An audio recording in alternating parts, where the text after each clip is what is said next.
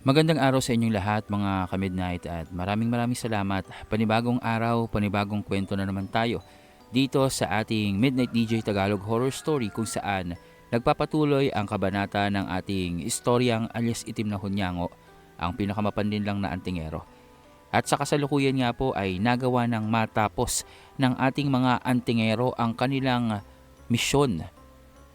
O mas tamang sabihin na bahagyang tapos na ang kanilang misyon sa pagpasok nila sa dungeon dahil nga sa naroroong nagawa na nilang makuha ang kanilang pakay doon. Sa hindi ngang inaasahang pagkakataon, ang mutya ng hunyango na kanilang pinakaaasam na makuha sa kailaliman ng kabundukang iyon ay isa palang pulang dragon, isang tagapagbantay ng kailaliman. Mabuti na lamang sa pagtutulungan ng ating mga magkakaibigang antingero at mga nilalang na para sa kabutihan ng nakararami ang kagustuhan ay naroroong napagtagumpayan nilang matalo ang pulang dragon. Sa kasalukuyan nga, dahil nga sa ramdam nila, napapalapit na sa kanila ang panganib na dulot ng mga protektor na tinatawag ng mga kampon. Mga sinasabing malalakas at labis ang pinsalang maaring maidulot sa mga nilalang oras na sila ang maging punteriya nito. Agad na silang umalis sa silid ng mga kayamanan at naroroong nagbalik sa komunidad kung saan naroroon nananatili ang mga tagapaggabay sa kailaliman ng dungeon. Ang komunidad na tinitirhan o pinamamalagian nitong si Mang Conrado. Mabuti na lamang, salamat sa tulong ng matandang ito ay nagawa nilang makaalpas nang mabilis bago pa silang maabutan ng mga protektor. Ngunit sa kasalukuyan ang kanilang problema, paano silang aangat sa kaibabawan. Mga ka-midnight, bago tayo magtuloy sa ating kwento ay sana'y paki-like at mag-comment na rin po tayo sa ating istorya sa gabing ito. Kung bago ka pa lamang sa ating channel ay mag-subscribe ka na rin po at pindutin ang all sa notification bell icon upang manatili kang updated sa ating mga kwento. At sa dulo po, magbibigay tayo ng announcement kaya naman po stay back at sana'y tapusin natin ang istorya. Dumako na tayo sa ating kwento. Hay, na-stress ako dun na. Na-stress ako ng very light. Akala ko naman matatagalan pa tayo. Mabuti na lang talaga Manong Conrado. Masyado kang prepared. Para kang Boy Scout. Alam mo kung ano mga susunod nating gagawin. Teka, pwede ba kaming bigyan ng bato na yan? Parang napakaganda at konbinyente. Isipin mo na lang, maaari tayong bumalik kaagad sa kinaroroonan ng marka kapag ginawa nating aktibo yan. O, saan ka pa? Sakaling malagay tayo sa alanganin, di meron tayong gagamitin. Oo nga, Mang Conrad. Baka naman bigyan mo kami niyan para naman sa safety namin ba. Kapag nalagay kami sa mga halanganing sitwasyon, di gabasagin lang namin yan tapos magkakabalik na kami sa safe place. Hindi ba?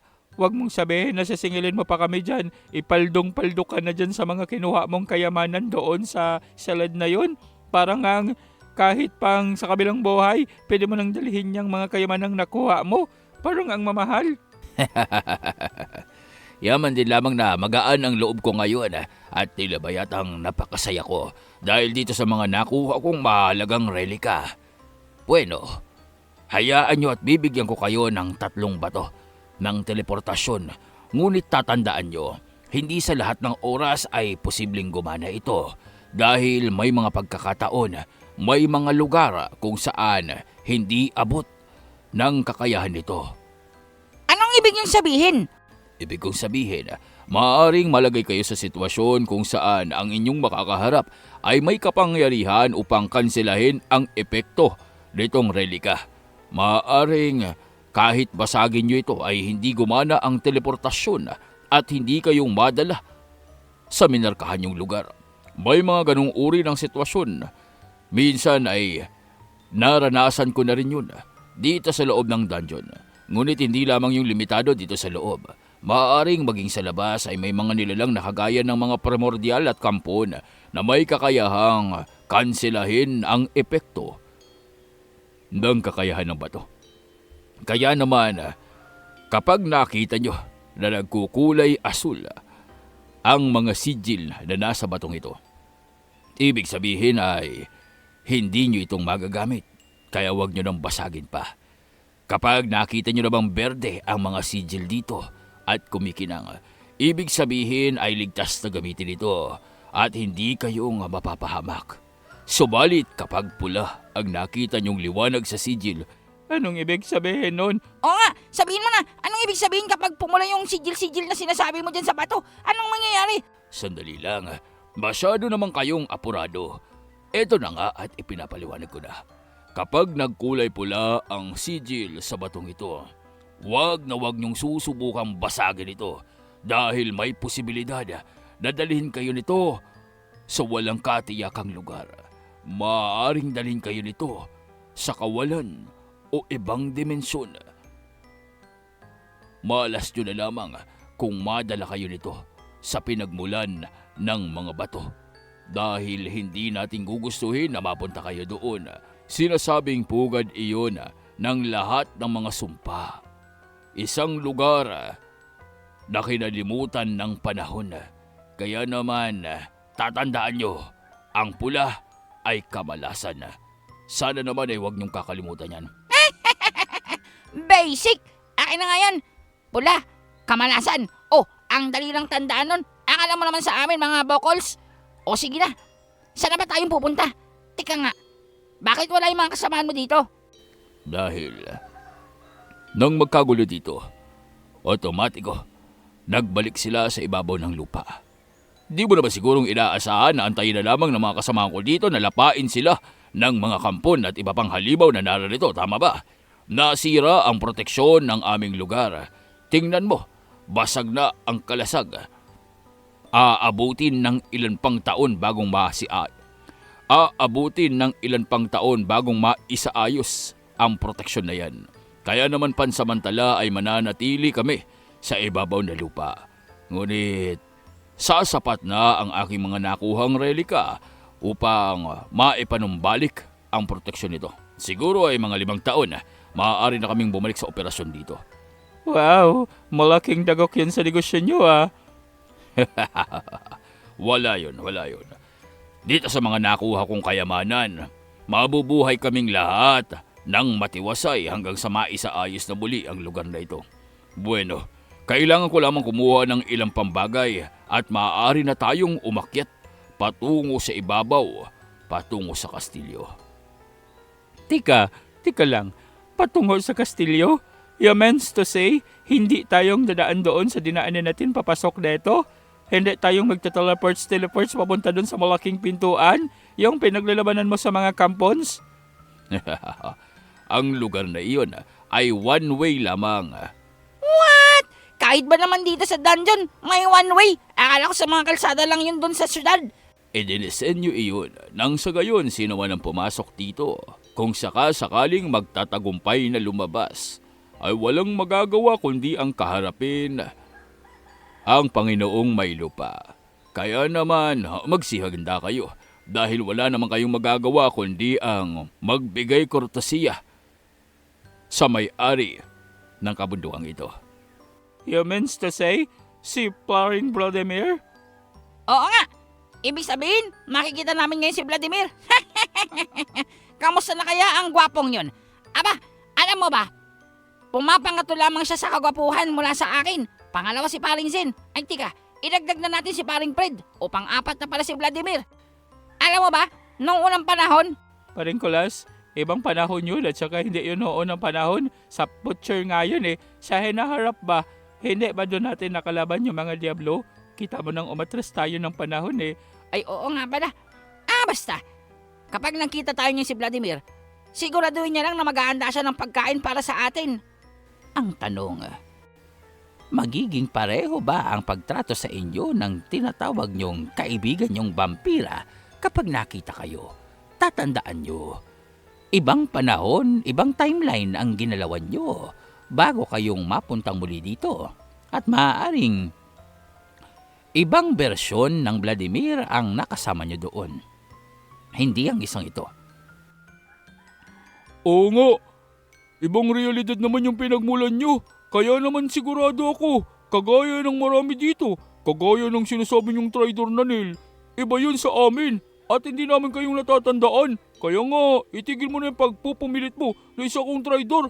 At saka, huwag mo na nga akong pinag-iinitan palagi, Kulas. Wala naman akong ginagawang masama sa'yo eh. Basta, kapag nakikita ko ang pagmumukha mo, Neil Taba, naalala ko yung mga katraidorang ginawa mo sa amin. Kaya, pasensya ka na. Abay, matagal bago ako makamove on. Kaya wag mo na munang ipilit yan. Pero huwag ka mag-alala. Pasasaan ba't patungo din tayo doon? Nax, para kayong mag-shootang dalawa, may pa-move on pa kayo at meron ka pang time heals everything ah. Ikaw talaga pa rin, Kulas. Ang dami mo nang nalalaman sa Earth. Ikaw lang naman tong hindi umuusad eh. Alam mo pa rin, Jimeno, hindi naman sa pagmamayabang, pero napaka-observant kong tao. Isa pa, napaka-sensitive ko sa maraming bagay. Kaya naman, huwag ka nang magtaka kung ganito ako. Teka nga, hindi mo naman sigurong kinalimutan yung singsing na pinili ko para kay bebebeng mo, di ba? Oo, hindi ko naman kinalimutan. Ang sabi mo, ibabad ko sa talk paste para mas komentab pa yon. Mga loko-loko, ginto yung kinuha nyo at brilyante. Hindi nyo kailangan na linisan kagaya ng mga pilak. Ang mabuti pa, ibigay mo na sa kanya at nakikita kong kanina pang nag-aantay ang dalaga.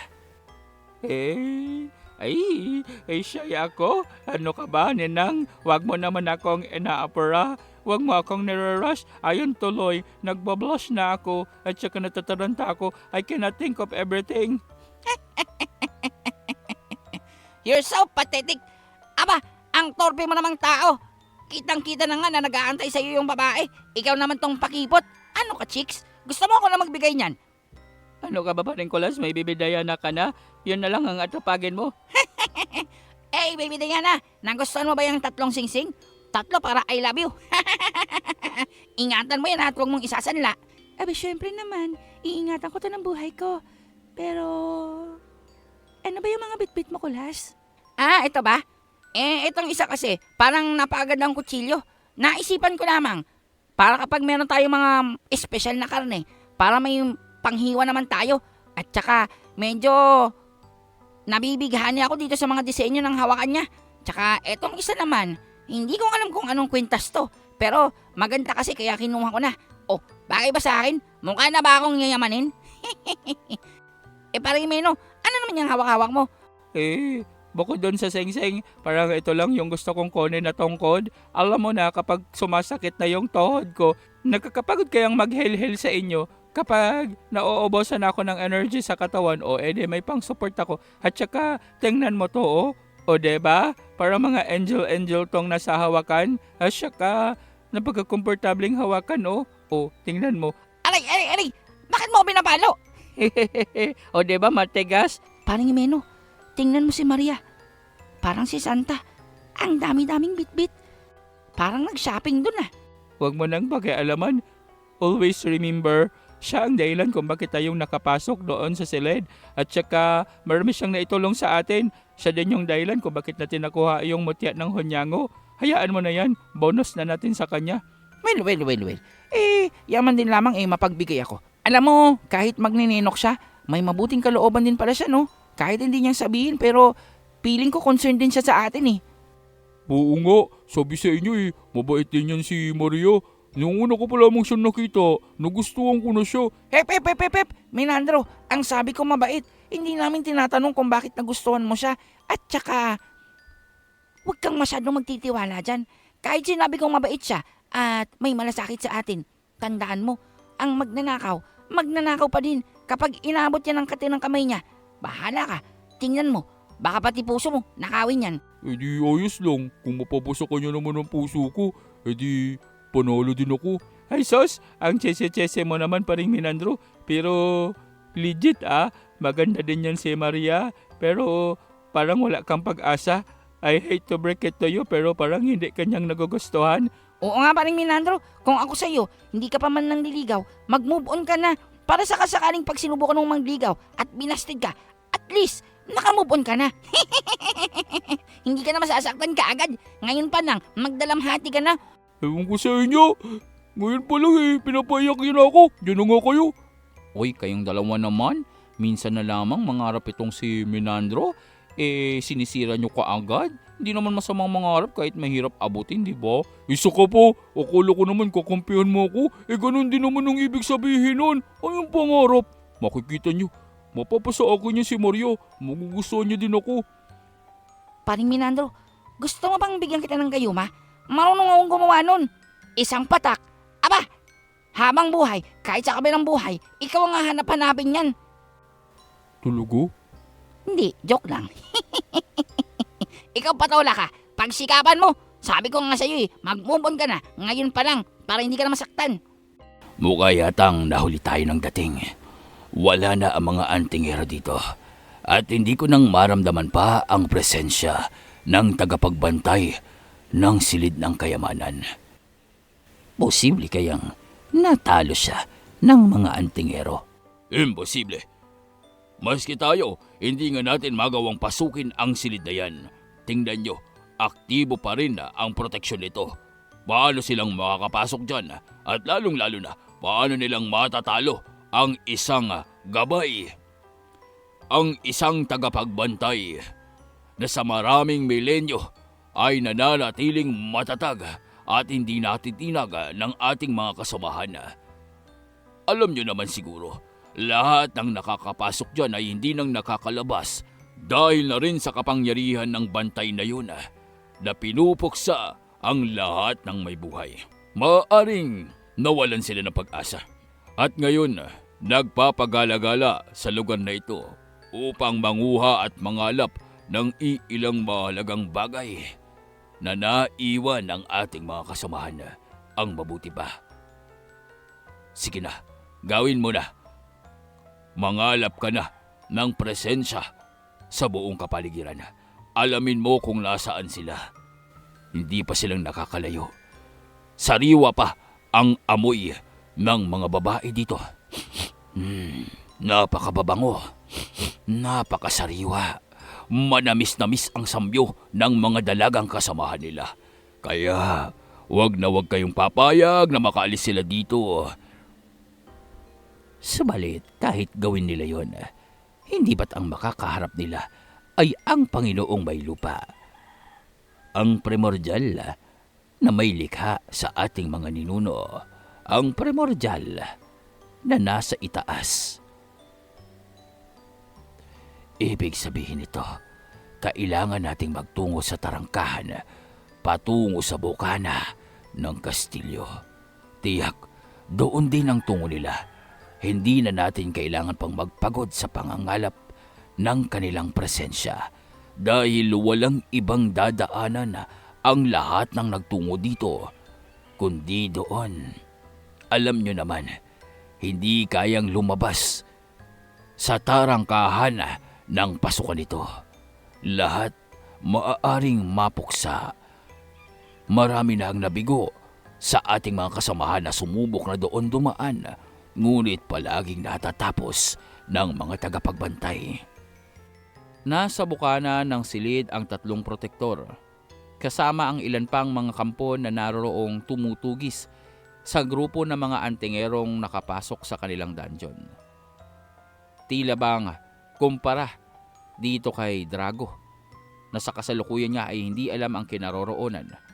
Itong 3 protektor ay iba ang atake sa kanilang pagtugis. Tila yata ang mga protektor na ito ay kagaya ng sinasabi nitong si Drago. Bawat pagkilos, kalkulado. Ang bawat aksyon, ang bawat pagdedesisyon ay nakabase sa kanilang karanasan. Isa pang malaking problema sa 3 ito, kagaya ni Conrado, gumagamit sila ng mga batong teleportasyon at tila yatang ang mahalagang bahagi ng dungeon ay namarkahan nila. Dahil sa isang iglap lamang sa kanilang pagkilos ay naroroon na sila sa bukana ng ilalim ng kastilyo, ang daanan patungo sa labasan. Ang nag-iisang lagusan na maaring daanan nitong sila Zen upang makabalik sa ibabaw. May posibilidad na makaharap nila ang mga vampira. May posibilidad din na hayaan lamang sila nitong makadaan at makalabas sa kastilyo. Ngunit mababa ang posibilidad na hindi nilang makaharap itong mga tinatawag na protektor dahil sa narorong nakaupo na ito sa hagdanan. Nag-aantay, nagpapalipas ng oras, at nasasabik na makaharap ang mga antingero. Nakakabagot naman ito. Tila yatang matatagalan bago makarating dito ang mga antingero na yon. Sa tingin nyo, gaano kaya silang kalakas at nagawa nilang matalo ang pangkat nila Drago? Alam mo naman, kahit ang sabihin natin na si Drago ang kinikilala bilang pinuno ng mga kampon, isang puppet, tau-tauhan na tagasunod, meron pa ding mas malakas sa kanya na nasa likod ng aninong kumikilos. Ang mga nilalang na tunay na nagnanais upang wasakin ang selyo ng kabundukang ito, nang sa gayon ay kumawala ang lahat ng natutulog na kampon sa kailaliman. Sa oras na mangyari iyon, sa oras na kumawala ang lahat, maghahari na ang mga kampon sa San Sinukob. At tayong tatlo ang magiging dahilan nito. Tayong tatlo ang magiging saksi sa pag-uumpisa ng panibagong kabanata sa buhay ng mga kampon, at ang mga antingerong ito ay kailangang mawasak, matapos at makuha ang mga puso, dahil nalalapit na ang pagpulang muli ng buwan. Nalalapit na ang Noche de Muerte. Babalong, tapos na ang misyon dito. Tapos na ang gawain sa pagkuha ng mutya ng Hunyango. Alam ko, magkasama tayo, di ba? Nakita ko din ang nakita mo. Bakit kailangan mo pang sabihin yan sa akin, ha? Akala mo sa akin, bulay? Hindi yon ang ibig kong sabihin. Sa kaganapang ito, mag-uumpisa pa lamang ang tunay na dilubyo. Hindi mo bang nararamdaman ang presensya na napakabigat? Pasensya ka na, tanda, ha? Magkaiba tayo. Tandaan mo, ha? Isa lang din naman akong tao na gifted. Hindi akong kagaya mo, ha? Na maraming sikretong itinatago sa katawan. Ngayon, kung ano man yung dilubyo at peligrong pinagsasabi mo, sana imahinusyon mo na lamang bilang nag-uulyaning matanda. Dahil ayoko nang makaharap pa mga kampo na yan, ha? Ayoko nang makita pa ang kanilang mga nakakadiring pagmumuka. Isa pa, dragon, vampira. Aba, mga laman lamang yan ng mga aklat at alamat, ha? Kung magsalita ka, akala mo naman hindi kang nanggaling sa mundo ng mga engkanto. Isa sa mga alamat ng mundong ito. Mawalang galang na, Mr. President, pero maaari na tayong tumulak patungo sa labasan. Nakahanda na ang lahat. Senyor Ibarra, kailangan nating maghanda. Sakasakaling lahat ng hindi inaasahan ay maganap sa ating paglalakbay. May presensya. Kung tama ko, mga presensya ang nag-aantay sa atin. Nakikita ko sa pangitain ang tatlong madidilim na figura na tila bang nakaamba sa pagpaslang. Kung gayon, hindi pang tapos ang kalbaryo natin dito sa dungeon. Posible kayang ang mga tinutukoy mong nilalang ay ang mga protektora na nasambit ng kampo na yun. Maaari kayang huwag naman sana, pero kung sapat ang kanilang katalinuhan at eksperyensya, hindi silang magpapagod na hanapin tayo. Maaaring naroon na silang nag-aabang sa tarangkahan palabas dito. Kung gayon, wala ding silbi ang ginawa nating teleportasyon. Dahil sa bandang huli, haharapin din natin ang tatlong yun. Sa palagay ko ay gano'n na nga, Ninang. Ngunit ipagdasal na lamang natin na magawang matalo ito ng ating mga kasamahan. Ipagdasal na lamang natin na hindi na silang lalala pa sa dragon na nakaharap nila Zen. Dahil may limitasyon din ang kayang gawin ng mga kasamahan natin. Bukod pa doon, hindi nilang teritoryo ang lugar na ito. Hindi silang pamilyar. Maaaring marami pang mga patibong ang nasa kapaligiran. Maliban pa doon, kanina pa akong binabagabag ng isang pakiramdam na hindi ko maunawaan. Paring Zen, kamusta? Anong nararamdaman mo? Oo nga, Among Zen. May nagpipishing-pishing na ba sa pakiramdam mo? Meron na bang kakaibang spark dahil sa nakuha mo na ang mutya ng Honyango? Tell us, tell us. Zen, ayos bang pakiramdam mo? Mukha yatang napakaraming enerhiya ang nagamit mo sa pagpipigil sa sumpa ng mutyang yan. Sa pagsubok na pinagdaanan mo. Ayos lang naman ako at wala namang kakaiba sa pakiramdam ko. Medyo bahagyang mainit lamang ang paligid pero maliban doon ay wala na. Isa pa, baka yatang kumalma na rin ang mutyang ito. Zen, binabati kita at nakuha mo na ang mutya ng Honyango. Subalit, ano kaya ang maaaring maging gamit nito sa iyo? Hindi ito ang itim na Honyango. Hindi ito ang kinapapalooban ng dati mong gabay na si Kriston. Ang bathala ng mga dimensyon, malinaw na ibang nilalang ang nasa loob. Papaanong dyan nagmula ang puti at ang itim na Honyango?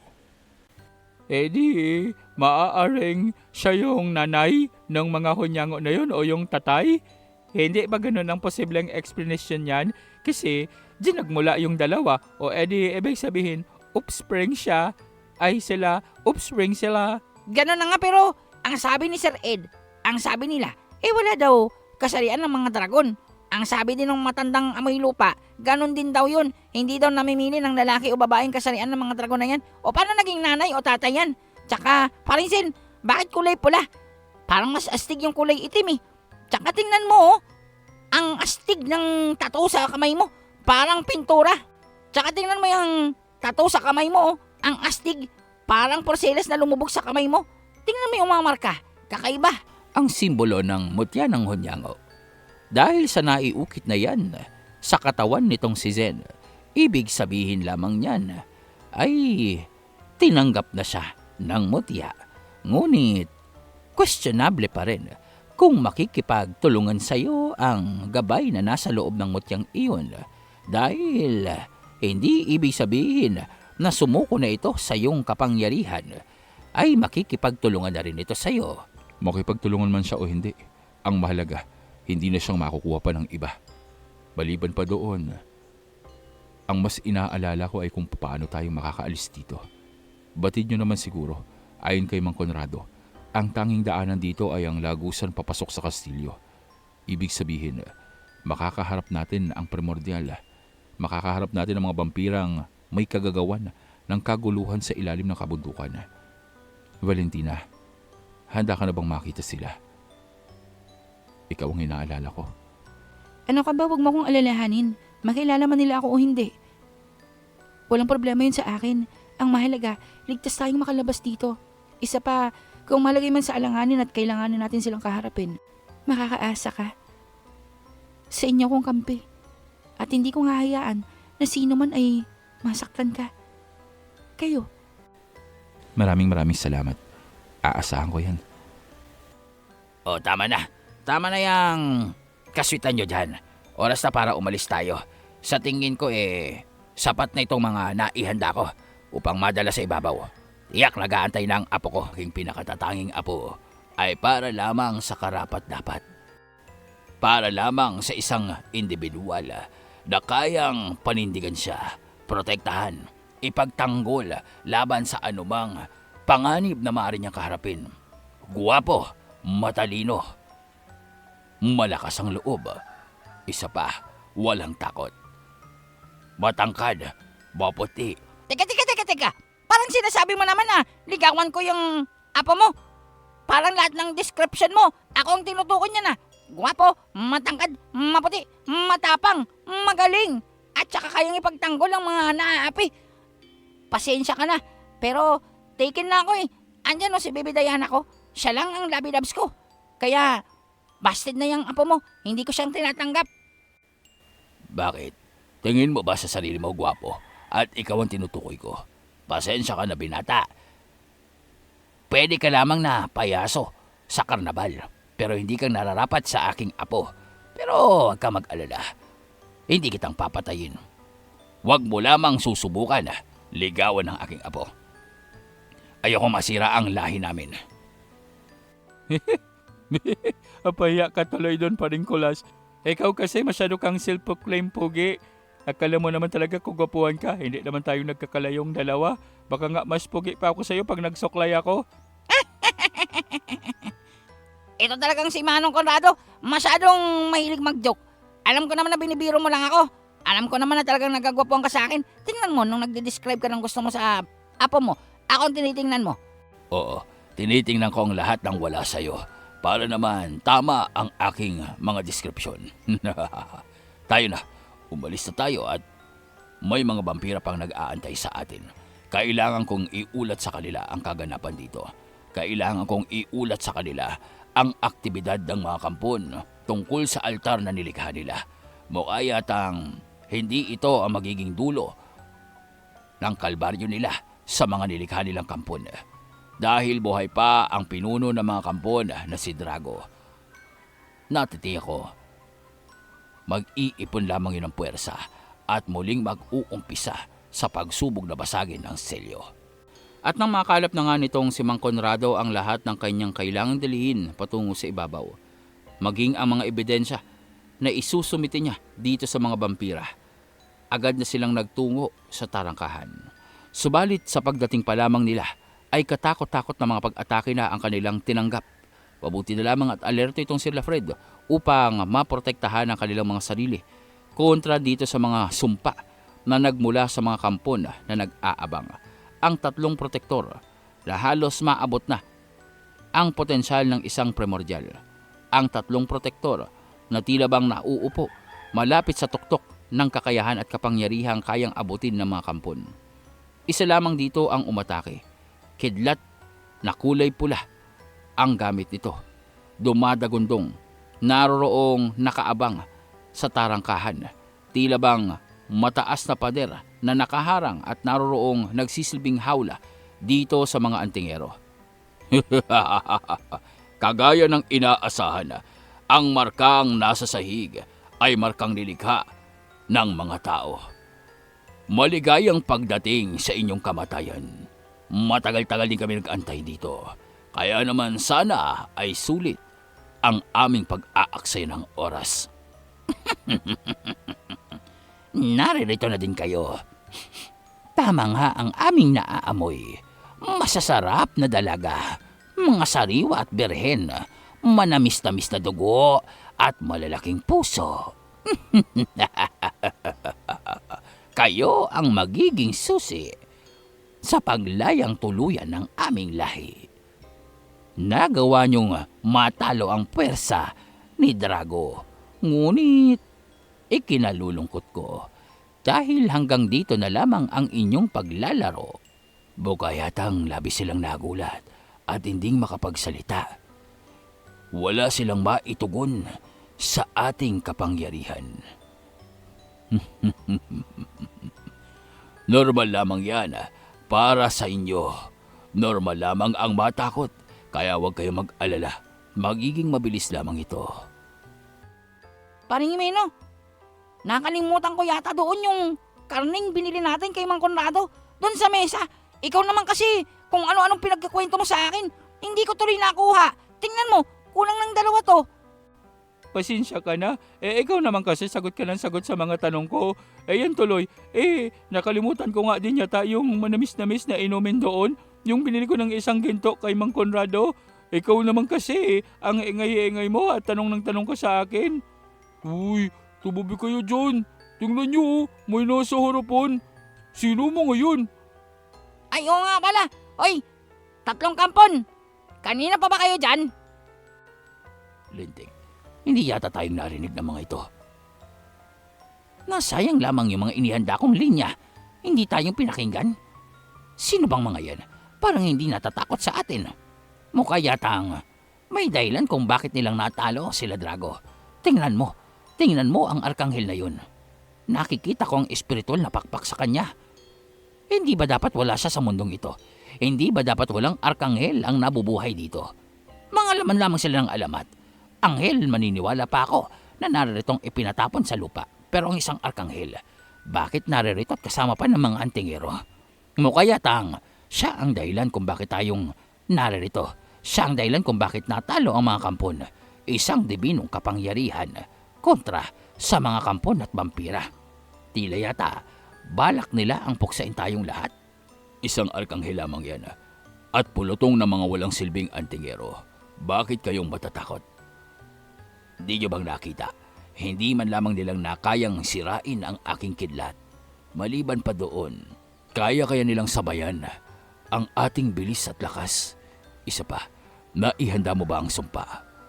Huwag kang mag-alala dahil nasa dome sila ng ating kakayahan. Ang mga relikang nasa paligid ay naging aktibo na at sa oras na gamitin nila ang kanilang mga espiritual na kakayahan, kakainin lamang ito ng mga relika at unti-unting uubusin ang kanilang buhay. Bago pa silang makarating dito, ubos na ang kanilang enerhiya. Kukunin na lamang natin ang kanilang mga puso. Hoy, kayo! Bakit hindi kayong lumapit dito at subukan yung dumaan sa tarangkahan? Ngunit huwag niyong aasahan na magiging madali ito para sa inyo. Huwag niyong aasahan na mabubuhay pa kayo pagkatapos ito. Dahil kami ang 3 protektor ng lugar na ito. Walang ibang aakyat dito sa taas kundi kami upang tapusin. Mukhang masyadong maraming satsat ang 3 ito. Fred, kaya mo bang 3 yan? Susubukan ko ngunit antabayanan mo lamang. Tingnan natin kung ano magagawa nila sa akin. Tila bang apurado itong si Zen at Fred. Wala silang sapat na oras upang sayangin sa pakikipagdaldalan dito sa mga kampon na tinatawag ang kanilang sarili bilang mga protektor. At naroroon ngang sa isang iglap ay tumambad sa kanila ang napakalapad at napakaraming patong ng mga pakpak nitong si Fred. Maya-maya pa ay tila bang bumangon ang presensya nitong si Serafina at biglang nagliwanag ang buong kapaligiran. Kasabay nito ang paglitaw ng bawa nitong Kirubin at nitong si Albus. 3 higanteng nilalang na naroroong humarap sa 3 tinatawag na protektor. Makikita ang tila bang kulay puti at gintong trompeta na hawak-hawak nitong si Fred. Isang espiritual na uri ng sandata na nanghipan niya. Nabasag ang lahat ng sumpa na nasa kapaligiran, maging ang mga relikang inilatag ng 3 ito na dapat ay aabsorba sa espiritual na kapangyarihan ng mga antingero ay naroroong nasira, nabasag at nawasak. Ang trompetang naglalabas ng dibinong kapangyarihan na naglilinis sa buong kapaligiran, naglilinis sa lahat ng miyasma at maitim na kapangyarihan. Lahat ng ito nakansela sa isang pagtunog lamang, sa isang malumanay at tila bang nakakaantok na himig na nagmumula dito sa trompeta ni Fred. Maya-maya pa, maglaho ang trompeta at naroroong inilabas ni Fred ang kanyang espada. Kung kayo ang tinatawag na protektor ng lugar na ito at nakahanda kayong mamatay, umpisaan na natin ang laban. Wala kaming sapat na panahon upang sayangin sa inyo. Marami ang nag-aantay sa kaibabawan. Mas marami pang problema ang kailangan naming lutasin. Ngayon, kung mahalaga sa inyo mga buhay nyo, umalis kayo dyan. Maaring nagawa mong makansela ang aming mga inilagay na patibong. Maaring nagawa mong matanggal ang itim na presensya sa kapaligiran. Ngunit, Arkanghel, masyado ka naman yatang bilib sa kakayahan mo. Tingnan nga natin kung magagawa mong protektahan ang lahat ng kasamahan mo laban sa aming 3. Teka, hindi pala sa amin lamang. Lumabas kayo lahat! Doon ay nagliwanag ng mga kulay pulang mata ang kapaligiran. Lumitaw mula sa iba't ibang sulok ng lugar na iyon na parabang malaking kuweba kung saan ang hagdanang marmol na kulay puti na ingrande ang disenyo ay naroroong nasa gitna. Ang buong kapaligiran ay malawak na makinis na sahig na marmol kung saan naman ang mga pader nito ay nagkukulay pula at puting makintab na mga stalactites at stalagmites. Naroroong naglitawan ang mga kampon na kasamahan nitong 3 protektor. Iba't iba ang anyo, iba't iba ang uri. May mga malalaki, may mga lumilipad, may mga nakakadiri ang itsura. Lahat ng ito ay mga kasamahang inihanda ng 3 protektor na sa kanilang pagtawag ay lumilitaw dahil na rin sa kakayahan ng isa sa 3 ito. Lumabas mula sa kadiliman ng mga anino ng malamlam na liwanag ang mga nilalang na mabilis sa sumugod patungo dito kila Zen.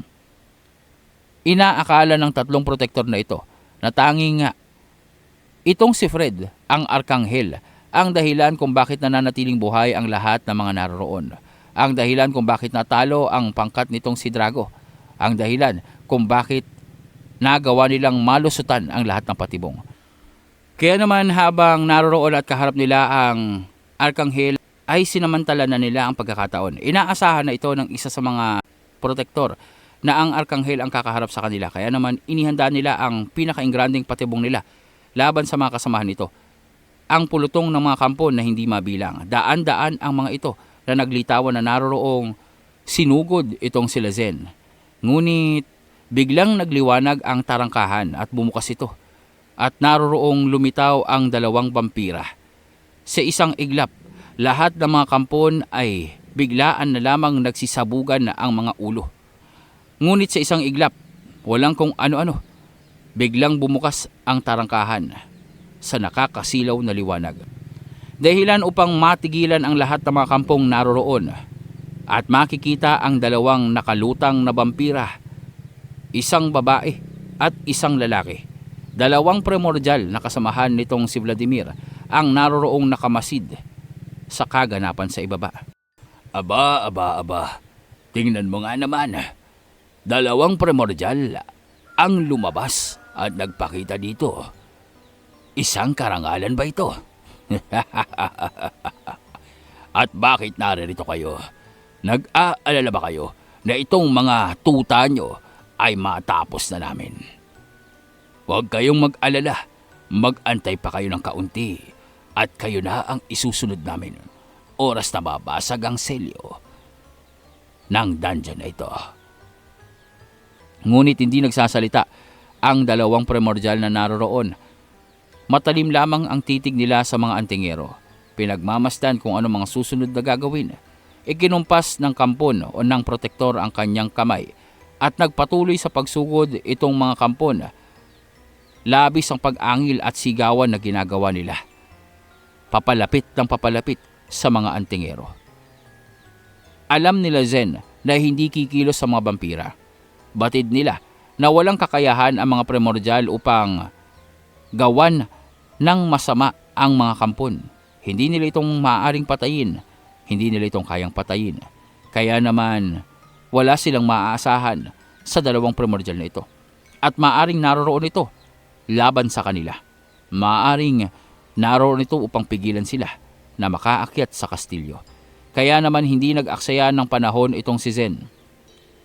Sa pagsugod ng daan-daang kampon, naroroong lumitaw din ang daang-daang espiritual na aswang. Kasabay ng puting general. Naroroong lumitaw itong mga espiritual na aswang. Hindi na nag-aksaya ng panahon itong si Zen. Kailangan niyang iligtas ang kanyang mga kasamahan at protektahan laban sa mga kampon. Batid niya, maging si Valentina, maaaring maging limitado ang kapangyarihan at kakayahan dahil nga sa isa siyang primordial. Kaya naman, nagliwanag ang mata nitong si Zen at makikita ang 3 kulay na nasa loob nito. Labigla na lamang nagsaanyo, lumitaw bilang ang Fenrir, ang puting general, at ang pinakabago niyang kakampi, ang Basilisk.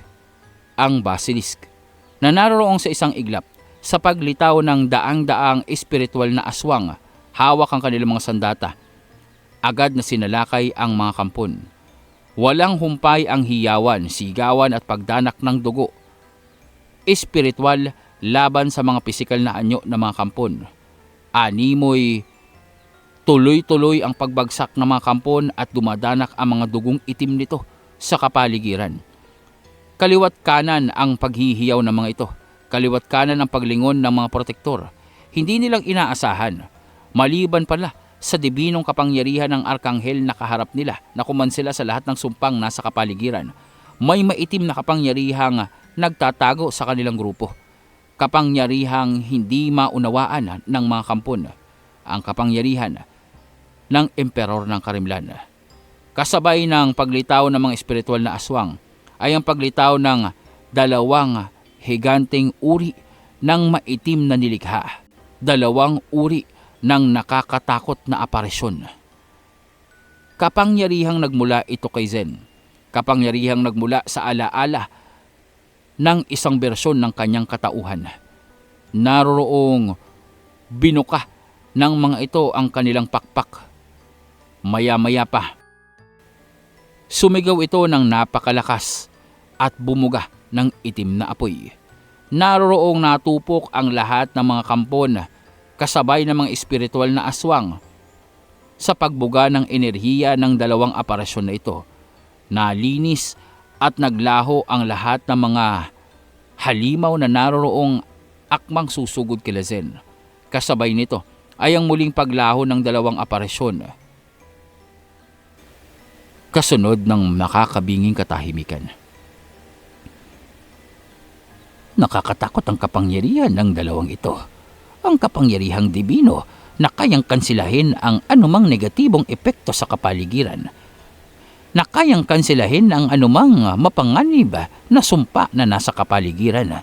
At isang kapangyarihang nagmula sa kadiliman na kayang mapugnaw lahat ng mga nasa harapan. Lahat ng mga nagtatangka na magbigay ng kapahamakan. Kung iisipin, perpektong pangkat ang aming sinasamahan. Tila yatang nakakatakot kung sakasakaling ang pangkat na ito ay magbago ng layunin at magpasyang sakupin ang mundong ibabaw. Bumpanot! Ang dami nun ah. Paringsin, ano yung aparisyon na nakita namin? Hindi namang dragon yun ah. Parang mga ang lalaking aswang, nakakatakot at nagbubuga pa ng itim na apoy. Oo nga, Among Zen. Scary naman yun. Parang nakakita ko ng mga malalaking aswang na parang kabayo, na parang ewan, na parang dragon. May pakpak na kabayo, na parang kalahating taong nagbubuga ng itim na apoy. It's so amazing, pero nakakatakot pa din. Tsaka parang may mga sungay-sungay sila. Bosin, ang galing nung attacking yun ah. Isang surprise pag-atake. Ang perfect ng combination niya ni Boss Fred. Isang liwanag, isang dilim. Aba, sino pong makakatalo sa atin nun? Babalong, nakikita mo na ba ang ibig kong sabihin? Nauunawaan mo na ba kung ano ang nasa harapan natin? Kung anong uri ng mga nilalang ang sinasamahan natin? Siguro naman, hindi ko nang kailangan pang ipaliwanag. Oo na, wala na akong sinabi pa. Nakakatakot ang dalawang yan. Saka sakaling bumaliktad sila at maging mga kalaban, aba, tiyak magugunaw ang mundong ito. Sinong pipigil sa kanila, ha? Marahang lumapit itong si Fred sa tatlong protektor. Unti-unting napaatras naman ang tatlong ito. Ano gagawin natin? Hindi ko inaasahan na ganyan ang kanilang kapangyarihan. Ibig bang sabihin ito? Nagawa nilang matalo ang tagapagbantay sa loob ng silid na yun. Ah, narinig kita. Yung dragon bang pula ang tinutukoy mo? Oo, wala na siya doon. Kaya wala nang tagapagbantay ang silid na yon. Pero huwag kayong mag-alala. Hindi nyo namang malalapitan yon. Dahil dito pa lamang, mukhang matatapos na kayo mga bebe boy. Ang ibig nyo bang sabihin, yung pulang dragon na nagbabantay doon, pisensya na pero nagbabakasyon na siya? Isa na lamang ang nakakita kong pagkakataon dito. Ang pasabugin ng buong lugar na ito upang gumuho at isama sila na mabaon dito. Umadla kayong dalawa. Sa hudyat ko, aalis tayo dito. Ngunit maya-maya ay nagkulay pula. Ngunit maya-maya ay nagkulay asul ang mga batong hawak nila. Makikitang nagliliwanag ng asul ang mga mata ng dalawang primordial. Ibig sabihin, kinansila nila ang epekto ng mga hawak-hawak na relika nitong mga kampon. At nang basagin nila ito, walang naging epekto. Hindi silang nakatakas sa kanilang mga kinakaharap na peligro. Teka lang, hindi gumana. Anong nangyari? Manong Conrad, yan ba yung sinasabi mo? Yung hindi gagana yung mga teleport nila? Tingnan mo, oh. Binasag niya yung bato pero hindi silang nakaalis dito. Dahil naririyan ang dalawang primordial, pagmasdan nyo ang kanilang mga mata. May kakayahan silang kontrolin ang kapaligiran dito. May kakayahan sila upang magpasya kung sino ang mananatili at sino makakaalis. At mukha yatang hindi man nilang kayang puksain ang mga kampon. Hindi nila itong hahayaang makaalis dito. Pagkakataon na ito ni Fred upang tapusin ang tatlo. At sa isang iglap nga ay bigla na lamang lumitaw mula sa lupa. At sa isang iglap ay biglang lumitaw mula sa kawalan ang mga puting kadena na naroroong pumulupot sa mga kampon. Maya-maya, tila bang nasunog ang mga katawan nila. Uminit ng labis habang humihigpit ang kadenang hawak nitong si Fred. Dahil nga sa nakansela ng mga primordial ang planong pagtakas nitong tatlo. Dahil nga sa nawala ang puwersa ng mga daang-daang kampon na inihanda nila na dapat ay magbibigay sa kanila ng tagumpay upang mapuksa ang mga antingerong naroroong akmang tatakas na o aalis na sa kailaliman. Sila ang napuksa, marahang natunaw, marahang nasunog dahil na sa dibinong kapangyarihan ni Fred na tila bang nanunuot sa bawat hibla ng kanilang buhay. Maya-maya pa, naging abo ang tatlong ito. Kasabay ng pagliliwanag ng buong kapaligiran sa pagsindi ng mga ilawang naroroon.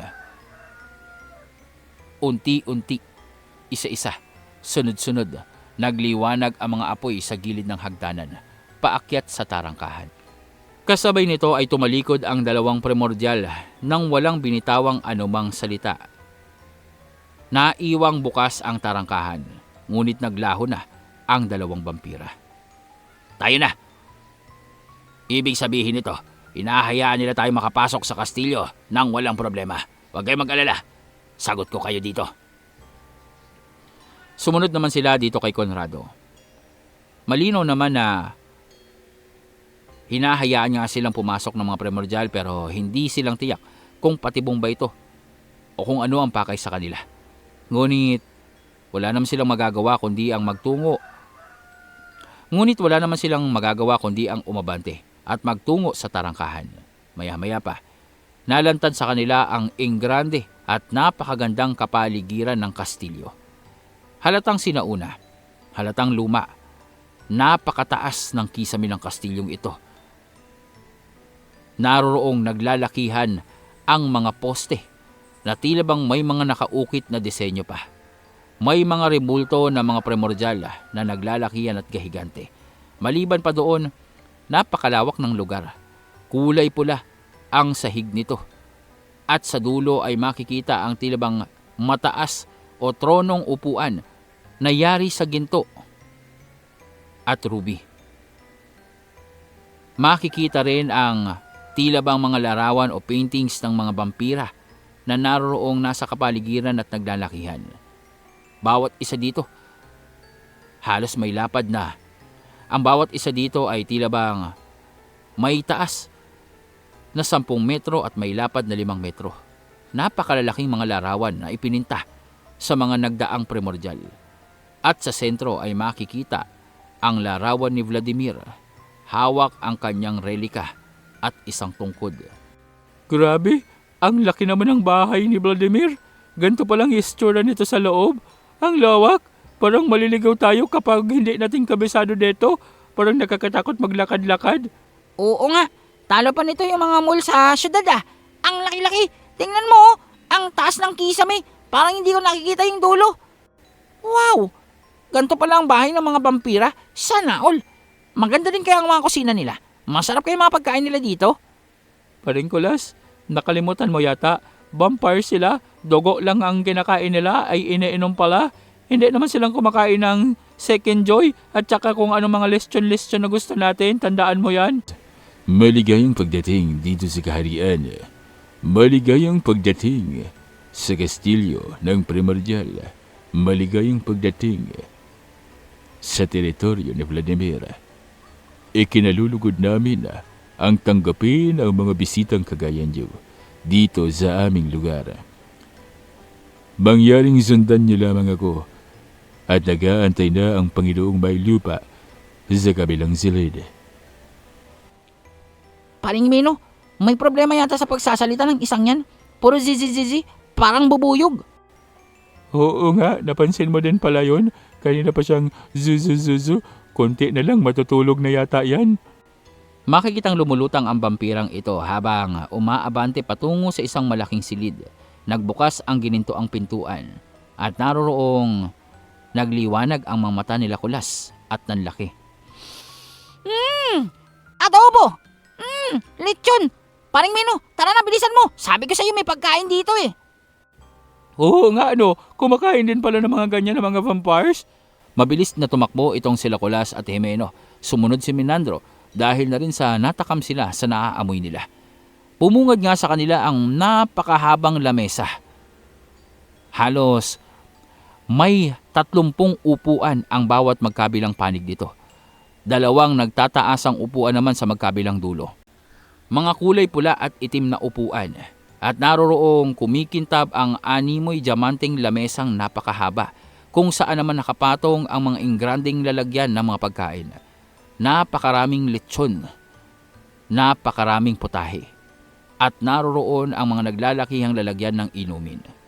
Makikita naman na nakaupo doon ang napakaraming vampira at ang ilang panig nito, tila bang eksaktong bilang ng mga antingero ay nakareserba para dito sa mga bisita. Makikita ang mga tagasilbi ng kastilyo, mga kababaihang nasa uniforme na naroroong inihanda ang kanilang mga upuan at sumisenyas naman itong vampirang sumalubong sa kanila upang maupo na. Ikinalulugod namin ang inyong pagdating dito sa teritoryo ng aming Panginoon. Huwag kayo magalala at maupo na kayo. Inihanda namin ang lahat ng pagkain ito para sa inyo, para sa utos na rin at kagustuhan ng aming Panginoon. Kayo ang mga kampiyon ng dungeon. Kayo ang kinikilala bilang mga bayani. Kayo ang kinikilala bilang mga kampiyon ng dungeon. Ang mga kauna-unahang individual na nagawang makaalis sa kailaliman. Kaya naman ito ang paunang pabuya para sa inyo. At sa iyo naman, Conrado, magyaring magtungo ka na sa silid ng Panginoon para sa iyong trabaho. Paano yan? Maiwan ko muna kayo dito. Pupuntahan ko lamang si Vladimir. Tahimik ang buong kapaligiran. Nakatitig lamang sa kanila itong mga taga-silbing nakatayo, habang ang mga vampirang nakaupo lamang ay walang reaksyon, hindi nakatingin sa kanila, at naroroong para ba mga estatwang nakaupo lamang. Walang paghinga, walang pagkilos, walang tinig. Ang creepy naman dito. Parang paano naman tayong kakain yun? Parang may mga kasama tayong mga estatwa. Tingnan nyo, mga tunay na vampiro ba yan, Ninang? Sa palagay ko ay mga tunay na vampira sila, Nel. Ngunit huwag mo na lamang pakialaman. Hayaan mo na lamang sila. Ang mahalaga, welcome tayo dito sa kastilyo. Isa sa kaugalian ng mga vampira na kapag nagbibigay sila ng galang at pagkilala sa mga nilalang ay ang paghahanda ng piging na kagaya nito. Huwag kayong mag-alala. Malinis. Huwag kayong mag-alala dahil may prinsipyo ang mga vampira at hindi silang mga traidor. Hindi silang kagaya ng iba pang mga nilalang. Kapag nagbigay sila ng ganitong paggalang, ibig sabihin noon, sincero ang kanilang pakay. Oo nga, sino mang nag-aalok ng pagkain sa mga nagugutom ay mga mabubuti. At saka si paring Vladimir kaya yun. Tara na, kumain na tayo. Huwag nyo nang pakialaman itong mga nagre-relapse na mga vampira. Hayaan nyo sila diyang nakatulala. Habang tayo, kakain na dito. Ay miss, eto ba yung upuan ko? Ang sarap ng mapagkain dito. Paring Meno, na kayo mahiya. Aba, inihanda to ng mga vampira tapos ayaw nyong kainin. Nakakahiya yun. Pangit tumanggi sa grasyang kagaya nito, no? Kamusta ang pag-iimbestiga mo sa kailaliman? Kamusta ang mga kaibigan nating antingero? Kagaya ng inyong inaasahan. Sila nga ang mga tinutukoy ng propesiya nyo. Kagaya ng mga impormasyong ipinakalap niyo sa akin. Narito ang datos tungkol sa kanila. Marami ng pagbabago sa kailaliman ng dungeon. Matatalino na ang mga kampon na naroon at tila yatang may puwersang nasa likod ng mga kaganapang ito at insidente ng pagtatakas nila. Hindi ang mga kampon ang dahilan ng kaguluhan sa ilalim. Kung gayon, tama ang aking hinala. May mga taong nasa likod ang kaguluhan. Tumpak, may mga tao ang tila bang nagbabalak upang pakawalan sila. Hindi sasapat ang kakayahan ng mga antingerong kasama ko. Hindi sasapat ang kanilang kakayahan. Malalakas sila at may potensyal. Subalit, hilaw pa sila. Hindi pa nilang makakayang harapin ang dilubyo sa propesiya. Maraming salamat sa iyong trabaho. Bueno, saluhan mo na sila doon. Ilang sandali lamang ay magtutungo ako sa silid kainan. Hayaan mong maghanda lamang ako. Nakaharapin ang ating mga bayani. Nakaharapin ang ating mga bisita. Kung gayon ang gusto mo, maiwan na kita dito. Agad na naglaho itong si Conrado. Wala siyang ginamit na anumang bato. Tila yatang ang lahat ng ipinakita niya dito sa mga antingero ay pagpapanggap lamang. Ang kanyang kawalang kakayahan at kapangyarihan, ang kanyang pag-asa sa mga relika ay tilang kasama ng kanyang plano. Ngunit sa pagkakataong iyon, nagpalit ng anyo itong si Conrado at naging mas bata. At naroroong makikita ang tungkod nito na sa dulo ay may kulay itim na bolang kristal. Na tila bang maliit na bolang kristal. Kasabay nito ay ang kanyang anyo na tila bang 5 ulit na mas bata sa kanyang kasalukuyang itsurang nakita nitong mga antingero. Kaugnay pa nito ay ang kanyang paglalaho at paggamit ng teleportasyon na kulay pula nang walang ginagamit na anumang relika. Matapos iyon ay lumitaw siya sa papasok. Matapos iyon ay ang paglitaw niya sa pasukan ng hapagkainan, kung saan naman muli siyang nagbago ng anyo patungo sa matandang si Manong Conrado. Oy! Mang Conrado! Halika dito! Kumain ka na! Ang sasarap ng mga inihanda nila dito! Paano kayo nila ito nung niluto? Ang lambot! Melts in your mouth! Dito ka maupo! Ano, siningil mo na ba ng bayad yung vampirang nagbabantay dito? Yung may-ari nitong kaharian nila? Oo, nagbayad naman na. Tapos na ako sa aking trabaho sa kanila. Tapos na ang aking kontrata.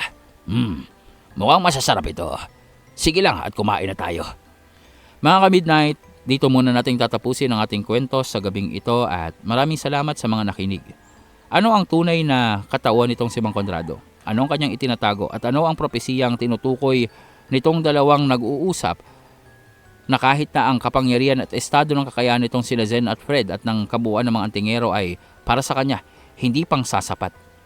Ano ang mga nakaambang panganib sa mga susunod nating kabanata sa kwento?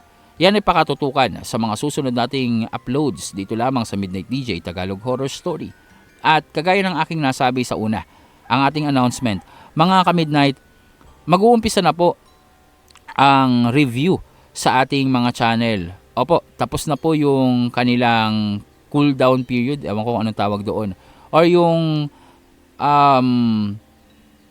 mag-uumpisa na po yung pagre-review sa ating mga channel sa Sir Ibarra Horror Hour at sa ating Kabantay or sa ating Ang Bantay channel. Kaya naman po, uumpisahan na natin ang paglapag doon simula bukas. Kaya naman po sana ay masuportahan nyo. Ang kailangan lamang po natin ay ma-meet ulit yung requirement nila. Ang kailangan lamang po doon ay ma-meet natin yung requirements nila para sa mga videos natin. At pagkatapos noon ay sana maaprobahan na po tayo. At magiging posible po ito sa tulong nyo. Kailangan lamang po natin ng mga tagapakinig at mga subscribers at viewers na manonood o makikinig sa ating mga kwentong ilalapag doon. Kaya naman po, sana ay masuportahan nyo po. At para sa mga nagtatanong at nag-iisip pa rin po bakit hindi araw-araw yung upload natin, ay ito sa kadahilanan pong hindi pa po tayong monetize. Pero sooner or later, pasasaan ba? Uumpisahan natin muli ang mga umaatikabong labanan at paglalakbay at adventure ng ating mga bida. Yun lamang po sa gabing ito. Huwag kaligtaan ng pag-like, comment at pag-subscribe na rin sa ating channel. Bukas po ay magbibigay tayo ng announcement sa channel na ito kapag nakapaglapag na tayo doon. Sana pasyalan po natin. Maraming salamat po at magandang gabi sa inyong lahat. Itong muli ang inyong narrator na si Sir Mar ng Midnight DJ Tagalog Horror Story.